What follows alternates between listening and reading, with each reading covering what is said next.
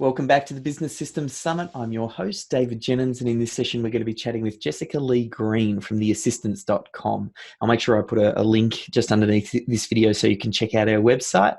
Now, I've been looking forward to this session because Jess, not only is she a lover of business systemization, but she actually goes out and applies it in other businesses as well. I think potentially that background and love for business systems has probably been influenced by her engineering background, which I find is just one of those industries that just seems to get systems. Now, we were connected through the Game Changers, and I'm just in the process of taking a coaching group through the systemology process. And Jess is the facilitator of that group. We're also chatting with her about becoming one of our first certified systemologists. She's already out there in the field, though, doing this for business owners, helping them systemize through some done-for-you programs that she's got. She literally helps business owners fulfill their vision and reach their dreams by solving that critical step that so many business owners struggle with, which is the systemization piece. And it's no coincidence, I think, that our missions are so closely aligned. She's here to free 1,000 heart-centered business leaders and business owners from the day-to-day operations of their business by 2025. So I'm very much looking forward to this session, and I just want to welcome you, Jess, to the summit. Thank you, Dave. It's an absolute pleasure to be here. Now, I know we've got a little bit of a surprise, both for the listener and also for me when it comes to this system, because we were bouncing around some ideas. Obviously, Jess working in this space, she's got lots of different angles that she could draw from here. And we settled on one called the power process. We did. I'll get you to maybe take us through, maybe talk a little bit about what the problem that this particular system aims to solve, and then let's go through it step by step. Beautiful. Well, this power process is actually a lean process. So what that means is it's actually a process improvement tool. And having spent a lot of time with business owners and entrepreneurs like yourself, but also working in teams, it's very common that there can be overwhelm at times, there can be stuckness. And even though we might be in a culture of systems thinking and process development, sometimes there's a need to improve them, or sometimes just de-bottle those bottlenecks. So really what this process is about is taking through an entrepreneur, the business owner, or even a team as a collaboration, taking them through a step-by-step process by which we can kind of bring all those issues or problems up to the surface and then deal with them in a methodical way. Perfect. I love it. And that's going to apply for every business owner. So Where does it start? What's that step number one? Well, typically it starts with overwhelm.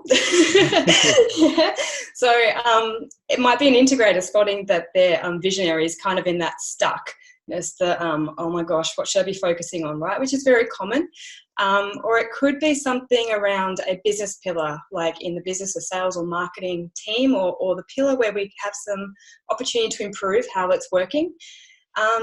Then also might be a project. So there could be a project basis by which there's something that's kind of fatiguing. You know, the project's slowing down. You're seeing that the people are a little bit less energized and potentially not even hitting its deadline. So there's a number of ways that this might kick off. It really is only limited by, I would say, the imagination. So knowing the process is probably the simplest way to then understand when you can apply it. Yeah, perfect. All right, well, let's walk through that process then. Cool. Excellent. So it actually starts off, where should we start? We start with bringing together a team. So as I mentioned, we might have a project, the business owner, or it might be an area of the business. So typically speaking, either one or a small group of team members will be brought together to actually work through this process. So simply put, it's important to set up a meeting time. Typically, it's great to run this through for like about 90 minutes. So that means that we want to have a meeting, a closed door, distraction-free environment, devices off, in order to make the best of this process.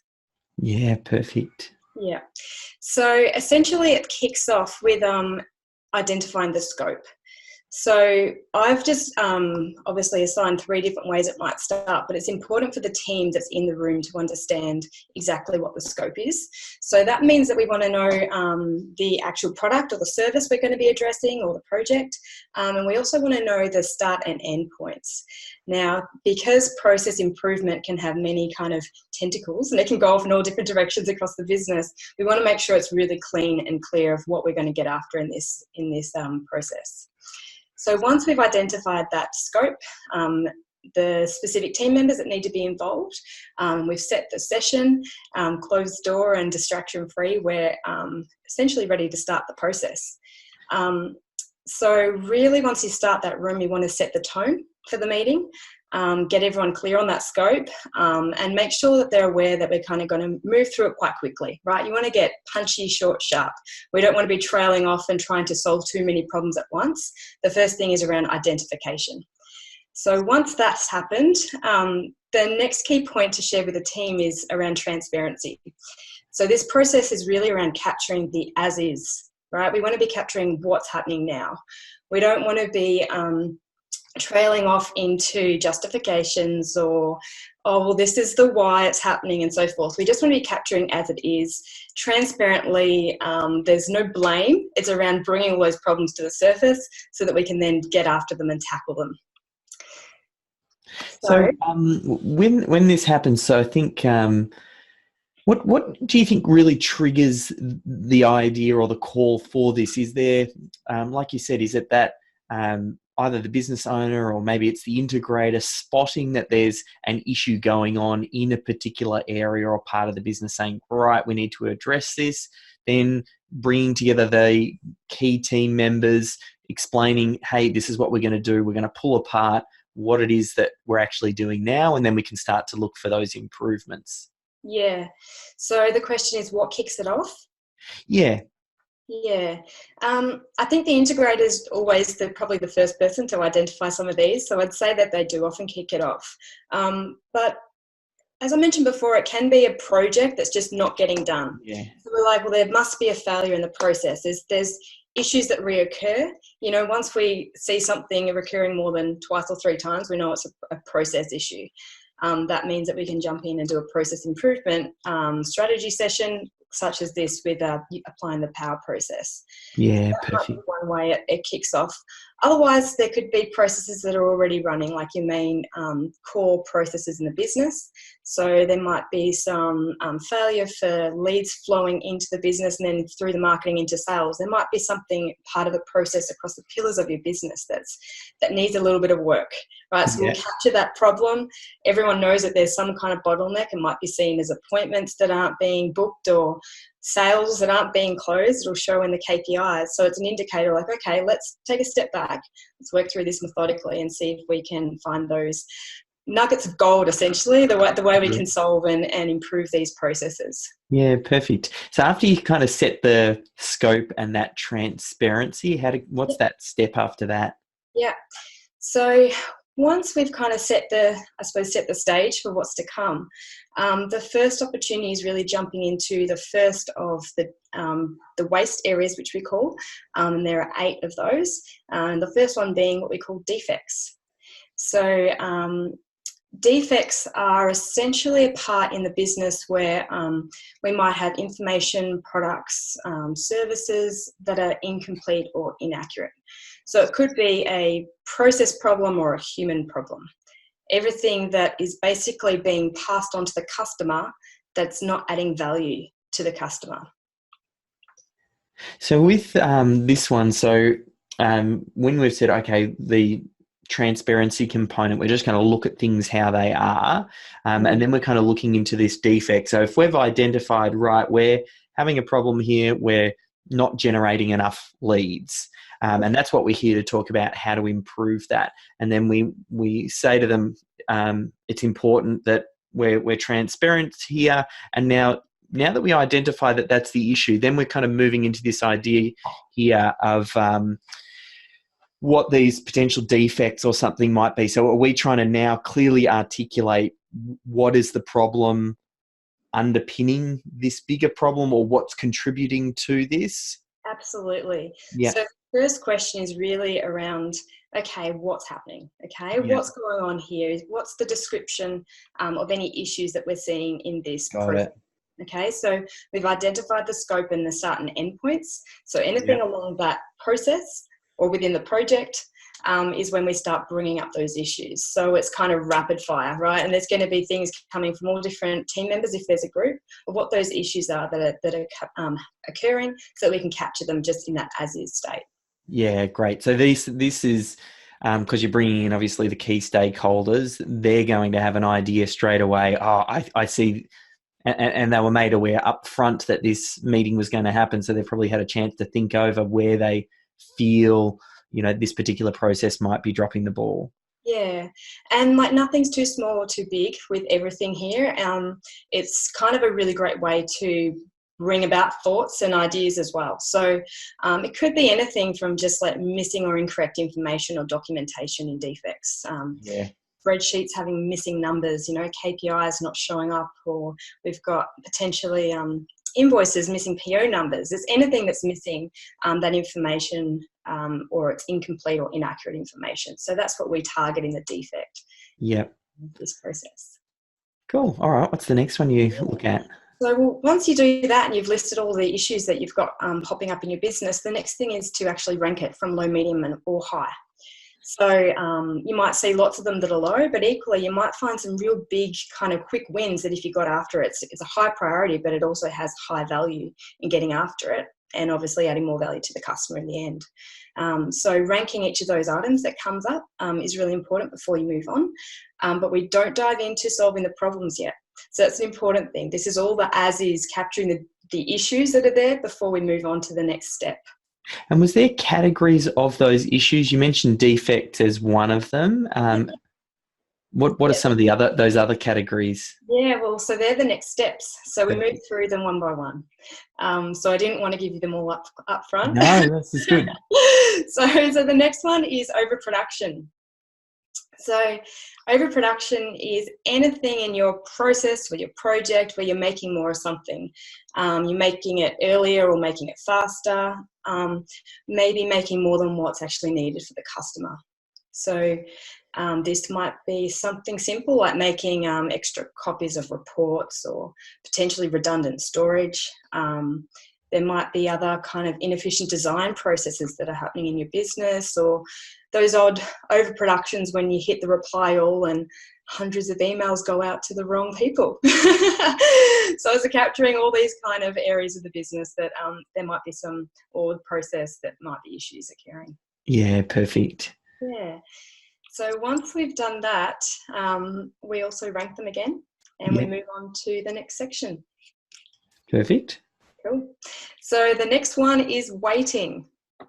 I think we're all very familiar with what waiting feels like. So it can be waiting for information, waiting for equipment, waiting for materials, waiting for people, parts, processes. The list goes on and on in a business or a project of what we might be waiting for. So this is that time, again, transparently, openly communicating around where we might be waiting. And this could be waiting for approvals. We might be simply having these bottlenecks where the work's getting done, but it's not getting improved, so it can't be delivered to the client when it gets completed. It could be waiting for equipment or waiting for any other kind of data, potentially. It might be for your marketing campaigns. You're waiting for information to come through. So in terms of waiting, this is a real issue, obviously, with culture. So, when we're waiting for things, it can be something that really impacts your morale. So it's an important one to run through with the team and capture what's going on so we can get that visibility around, okay, what are we seeing occur day to day, week to week? Yeah, perfect. All right, next one. So once again, rate all those, low, medium, high. And we move on to the next one, which I love this one, non-utilised talent. So this is a really important one, I think, to my heart as well, because the whole point of this is process improvement, which is eliminating waste, which means that we can move on to high value activities and tasks in our business. And that's certainly one around supporting and training and mentoring and leading our people. So non-utilized talent in the business, you might be seeing people's experience not being utilized. You're not tapping into their skill set, knowledge, their creativity, the visionary, anything that you're not tapping into right now in your people. People are your most valuable source, so we want to be making sure that they're working on the highest value tasks as well. I feel like that's one of the sort of biggest unrealized assets in tons of different businesses. And I think once you get the systems mindset and culture right and help to pass that on to team members, that really then empowers them to capture their knowledge and then be able to delegate that to lower cost team members, which then frees them up to start to, work to their unique ability and where they're strongest. So I think, that's key. Yeah, absolutely. And I think, speaking about SystemsHub, I think that's something that certainly, you allow is that, a bit of flow and streamlining within the team so they know what processes and systems they need to be working on, potentially who owns it or who can delegate it, so forth. But it really allows you to be tapping into that, that power, that goodness of those high value employees and staff that you have in your team. Yeah, perfect. And then I'm assuming for each one of these categories, it's spot the issue, rate it, rank it, and then move on to the next. The next one, you've got it. So the next one is actually called transportation. But transportation means it's any unnecessary movement from materials or information, any equipment, but it needs to be moving from one place to another place. So this might be something like handoffs between functions. Might be multiple reviews being done, which are unnecessary reviews because potentially information is not being collated correctly. Or it could be sending and resending emails. So it's anything that's moving from one place to another. Yeah. So once again, it's around describing what this is and then going to the team or the staff person you're doing it with and going, cool, what issues are arising? Let's capture them as they are now. Yeah, perfect. Yeah. So once they've all been listed, low, medium, high again. And we move on to the next one. And the next one we have is, let me scroll down, is inventory. So inventory is a cool one because it's an accumulation of information, any applications, parts or resources in the business, but everything that you're accumulating that's not adding value again to the customer or the client that you're working with. Some simple examples could be stockpiling of supplies or over storage of different data or processes or systems even. Inventory also tackles cash, so it could be cash that's tied up, which could be then causing issues with some cash flow. Anything that you're storing too long could be backlogged invoices, even sales calls waiting to be made. That's where you start identifying all the inventory issues in your area of the business or the process that you're looking at. I think what's good about each one of these, it kind of just gets you to think about all of the potential bottlenecks and makes it much easier. Almost like each one of these is just a bit of a prompter to really get to the root of, okay, what are these issues here that we're identifying? Yeah, absolutely. And as I said earlier, it can be a jogger and sometimes you'll have things that pop up and might be other areas, but that's fine. Just capture them all. Even better, record the session. So then you can go back and make sure that nothing was lost. Yeah, perfect. Yeah. So again, once we've ranked those, the next one we move to is actually motion. So motion is any movement by people that is not of value to the customer. And again, this could be some simple things like you might have unnecessary meetings, the over meetings schedule. I think we're all familiar with having been, in teams or projects before where we've just had too many meetings. And then it can be stuff if you've got like a bricks and mortar business. It could be walking between equipment or walking from room to room. There might be switching between applications. I think that might be something as well. I know sometimes that's a problem for me where I have too many windows open and I'm trying to do everything all at once. So switching between applications can be another issue here. So anything that's just unnecessary movement that's adding to, I suppose, taking value from what you're delivering to the customer or client. Yeah, that makes sense. Number it, order it, get it into the ranking. Exactly. Yep. Now, when we're numbering and ordering, is that in each of the different categories? So is each one getting done separately, or we've got one big list here of issues and we're ordering? Yeah, so I use it in a spreadsheet. Yep. Each of the categories that I've been talking through are kind of like their own group, and then it's just around listing them all out so that we can deal with them later in the process. So Yep. I do have a template here. I'm not sure Yeah. you can make it available for everyone. Yeah. Yeah, great. Um, So yeah, once we've done the motion and we've captured all that, the next one is extra processing. So any steps that are not adding value again to the eyes of the customer in terms of what you might be over processing. So you might, what's some examples here? It's the gold plating essentially that you're doing that actually the customer doesn't necessarily care about. The extra formatting or any extra features or details that, might be the final 20% that takes the most time, to get it out the door, that the customer doesn't really, they're not really keen to see. Could be any additional reports that you're sending or formatting or making things look perfect in your eyes, which is not in the eyes of the customer. You touched on one that kind of resonated with us, particularly with the way that we think in regards to SystemsHub.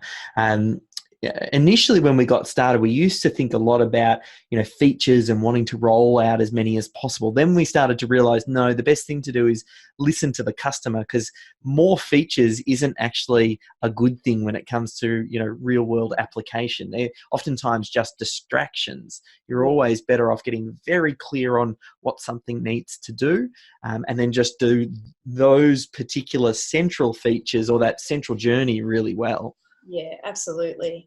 I couldn't agree more. And, that extra processing can really add extra complexity as well to the business, particularly what you're saying. So we want all the bells and whistles, but that actually then takes away from the core business or the core delivery of what, of what you've actually sold, the service, of your customer and your clients. So, extra processing is a really great area to kind of capture some waste areas and essentially, like what this is all, the whole thing about is get back that time, that money and energy. Yeah, and then reallocate it to the things focus on those high value tasks. Yeah, exactly right. All right, what's the next category? Well, that's all of them. We got to the end very quickly. So there's 8 of those. So you work through them individually with the team. As you could probably imagine, some of those headings might jog other areas. So you capture those, you can pop them back into the other areas of the process. So once we rank them all, it becomes very clear which ones might be more urgent than others. So we've made the priorities of low, medium, high. Then we can start going, okay, well, what's it going to take to address this? In some instances, and obviously time allocated during the meeting, we might be able to solve some of those problems at the back end of the meeting. Other times there might be little issues there that actually require working groups to kind of go out and work on that, solve it and get it back. So the last part of this is around ensuring that we've kind of got clear responsibility in place of who's owning some of these items and tasks and when we're going to get them accomplished or improved, so that we can kind of regain that momentum and be back energized in the business, having solved the problems we've identified.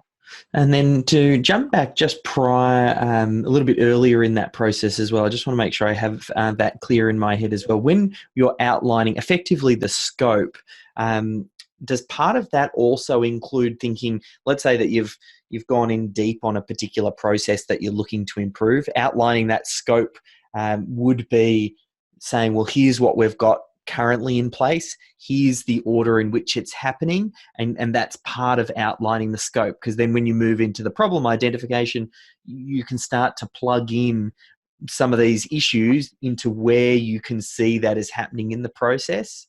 Yeah, absolutely. It's fantastic if you've got processes and systems already in place. Yeah. They come with the meeting. Now, not all businesses do, although it does surprise me, but they don't always have them, right? So, or they might be incomplete processes and systems. So it's around bringing all that you have in that as-is state. Yeah. Take it for what it is right now, find what we've got going on, address it, and then move on and improve it. So, yeah. And do you, in situations maybe where they don't have them in place as well, do you find, do you go through almost like that linear process is the way that you address it? Like, okay, the phone call comes, then what happens? Okay, after the phone call and you're logging those notes, then what happens? Is that the way that you do it to kind of uncover particularly when things aren't documented? Yeah, absolutely. In order to do this process, it can be very, very helpful to have the process end to end mapped out. Yeah. Yeah. So depending on the team that I'm doing this with, or whether it's an individual, depends on the intent, right? Sometimes this is just a great way to kind of be with a leader, an entrepreneur, or a business owner and be like, right, let's just get all that stuff out of your head, right? Yeah. It's kind of like a clearing process, in which case you don't necessarily need the detailed systems and processes and documents and manuals and so forth there. It's around, let's just get it all out of your head on a page, because often once it's out of their head and on a page, it feels like it's half solved. It's Yes. that, okay, now we can get after it. And there's that regain of momentum. If we're diving into a process improvement strategy where we're looking at the 8 ways in a process, then it's, I would say, in all cases, we'd like to have the process there and mapped out. Again, project could be one or the other. Typically we have like a project, a way of delivering a project that can be consistent across any project. So we might be looking at the way a project's being delivered, or it could be the nuts and bolts of what we're actually doing in the project that could be an issue. So that's where that scope becomes really important. And either way, if you've got processes, bring them. But if you don't have them, it doesn't stop you from doing this process. Yeah, that makes perfect sense. I think what I like about each of the different 8 ways is it's enough of a framework that you can almost layer it over any situation, that'll, I suppose, uncover areas that you might not have thought about, because everybody will have those things in their head that they think are the issue. And then when you start to dig a little bit deeper, sometimes you kind of uncover other things and go, oh, actually, the step prior to that is actually what's affecting this particular issue. Yeah, it's definitely acts as sometimes a bit of a root cause analysis as well. So we might have issues that are reoccurring in all of those areas. But if we stop and kind of ask the 5 whys of, okay, why is this happening? Why is that happening? Okay, and why is that happening? You start now breaking down into the core issue, like what is that root cause? So this is the thing that we need to solve or tweak. And then that actually then has the, the benefit of impacting every other area. So it's it's a great tool for starting to recognize those commonalities between business pillars as well. Maybe potentially between common roles in the business. And then get after and solve it. So how does the solving happen now? Because I feel like we've got these categories and we've prioritized and ordered them. And how do you kind of get this delegated off to the right team members? Yeah. So like I just mentioned, it is important to get to the root cause. So in some of them where it's still a little bit grey, 5 whys is a really great little tool where you can jump in and say, okay, why, until we get to that, that base issue that we need to solve, which then has the results of then solving all the other layers of improvement. Other times we might need a working group. So it might be some subject matter experts that need to come in, that they have kind of some skill set around that key area or that key process. Again, coming back to the sales example, we would probably be wanting to work with some of the sales team in order to solve any sales issues we have. So we need to understand what applications we're using, what zaps we're using, where's that lead coming in and where's it ending up. So these types of experts are important sometimes as well if we're looking at a process improvement strategy. What else? I think that one's a big one as well. Oftentimes people try and, particularly when it comes to systems, they try and solve the problem themselves or think that they have to figure it out. Sometimes the quickest way to do it is actually hire the consultant who designs the process that's tailored to your business, and then you give it to the team member to execute. That can oftentimes just shortcut just years of learning. So I think that's good insight there. Yeah, absolutely. It can take away some of the pains and grief, and certainly that time, because I think we always talk about time. Time is required for creating systems, and unless we create that time and become very resistant to it being taken up by anything else, we don't get our systems and processes nailed and done and improved. So certainly if you are working with someone that does sometimes have that added bonus that you can get your systems and processes made for you and done. Yeah. And then, so at this point, then we've started to think about what's the best way to solve this, or whom, if it's an individual that we need to bring in, a team member, a focus group. Then what happens next? Yeah.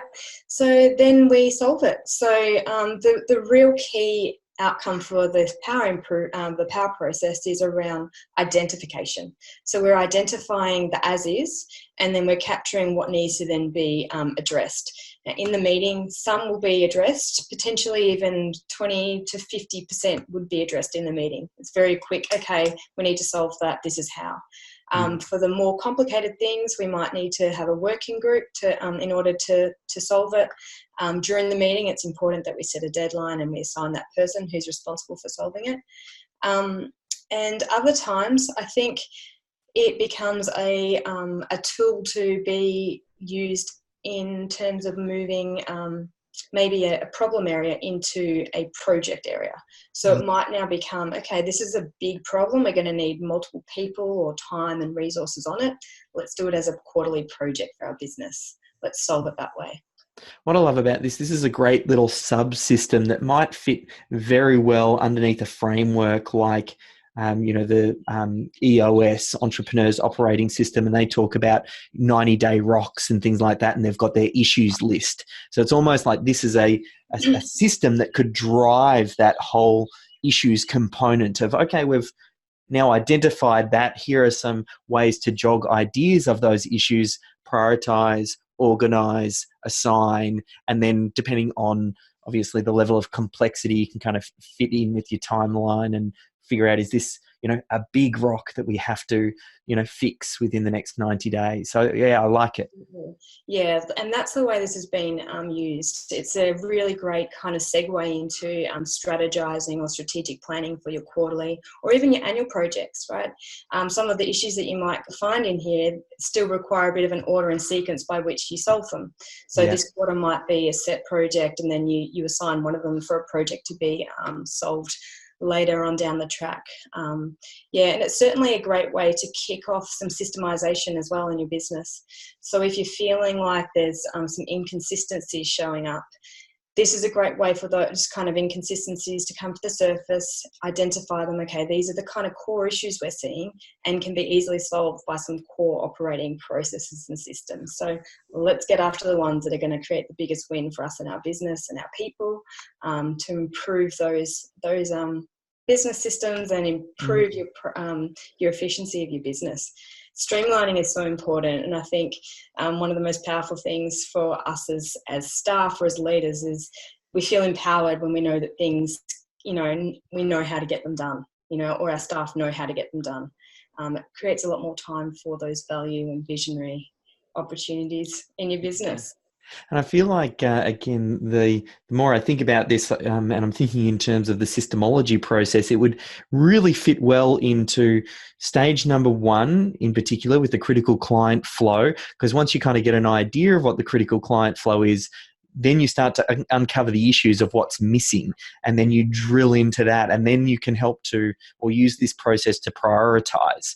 Because that's I know we're going through the coaching group at the moment with the game changers, and when we did the critical client flow, particularly with I'm thinking, I won't say their name, but the girls, they we talked about, they said, look, lead generation is not my issue at the moment. It's down with the delivery component. So this would be a great way for you to then start to narrow in, well, within this set of systems that you want to get placed, where do you start? And then also, which we haven't quite got through in the coaching program, for the systemology, is the last stage, which is optimization as well. I think it would play a perfect sort of role at that particular stage. Yeah, absolutely. I always kickstarting either process improvement or process development that I do with this power process Yes. process 3 times. So I always kickstart it, but it's also a great thing to kind of revisit during the journey as well. So sometimes midway you can kind of revisit. So it's a bit of a set and forget, do it at the beginning, revisit the middle, go, okay, what have we actually resolved? What else have we discovered? Potentially even some of the things that you've discovered and implemented means that some of the other risks become higher or lower. So, you might see low move to high, or high move back down to low. And then again at the end. So at the end, you really want to be working towards, I suppose, of that 3-month journey of systemizing that critical client flow. You really want to be working to a place where you would want to see 75% of what you've identified, starting to be resolved, or off your sheet. So elimination is always first. Let's eliminate first, or secondly, like, hey, let's improve what's there. Yeah, perfect. Well, are there any final stages in this, or once you kind of get it delegated, that's kind of this power process? Yeah, so once you've worked through everything we've said so far, I think the last critical point, apart from ensuring that we've assigned responsibility and things can get solved to a deadline, is around understanding when the next time you might revisit this process is. Yeah. So, it can be a really helpful quarterly process that you work through ahead of that strategic planning and the traction style model, as you talked about. Or it could be the kind of thing that a given business owner, entrepreneurial, like revisits every quarter as well by themselves. So they decide to close the door and sit down and go, cool, what's happening in my head? Let's get all that out on a sheet again and go again. I think that's the biggest thing in business. There's always a million and one things that you could be doing. The magic really happens, particularly for the business owner, and really any team member, is about where you're focusing that attention. So again, having a way to get very clear on what's actually going to move the needle and then focusing on that, that's obviously going to get the biggest win. Yeah, absolutely. It's all about moving the needle, isn't it? In the right way, in the right area. Correct. Well, in the tail end, if people want to find out more about your work, Jess, and potentially even have you come and work in their business, I know we can send them to the Asystance.com. Is that the best place for them to go? Yeah, that's the best place for them to go. All my contact details are there on the website, or even on Facebook and LinkedIn as well. So each and every of those social platforms are a way to get in contact and message me directly. Perfect. I'll make sure we put those links right near this session, and then I'll follow you up about getting that spreadsheet as well. I think it'd be a nice little. Absolutely. Yeah, more than happy to. Yeah, perfect. So thanks again, Jess, for your time. Thank you so much. It's been such a pleasure being here with you.